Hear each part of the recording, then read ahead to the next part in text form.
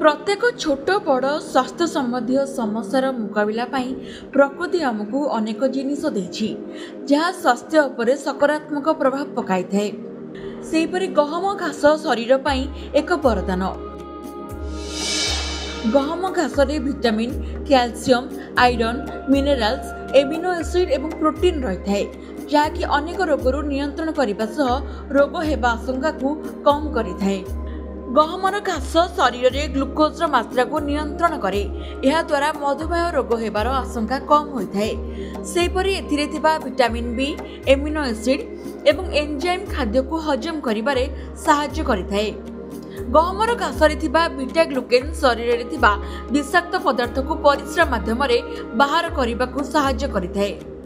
जदि शीघ्र थकी जाउछंती तेबे एहार रस पियंतु।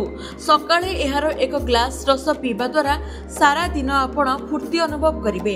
प्रतिदिन एही रस पीले रक्तर मात्रा बढ़िबाकु लागिथाए एवं हिमोग्लोबिन स्तर ठीक रहिथाए। फଳରେ एमेनिया हेबार आशंका कम होइथाए। एहा व्यतीत प्रतिदिन एहाकु सेवन करिबा द्वारा शरीर रे रक्त संचालन ठीक भाबरे होइथाए।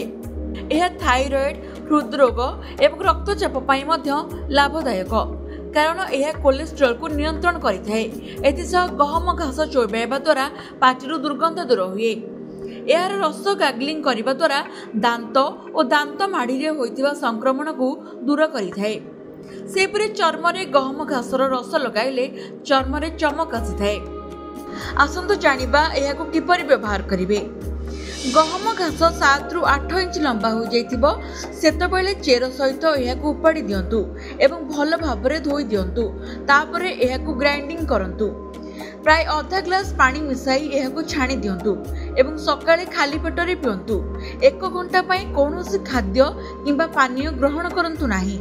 ध्यान रखंतु एथिरे लेंबू, कमला इत्यादि खटा रस मिसांतु नाही कारण यह गहम घासर रस रे थिबा एंजाइम को निष्क्रिय करिदेबो।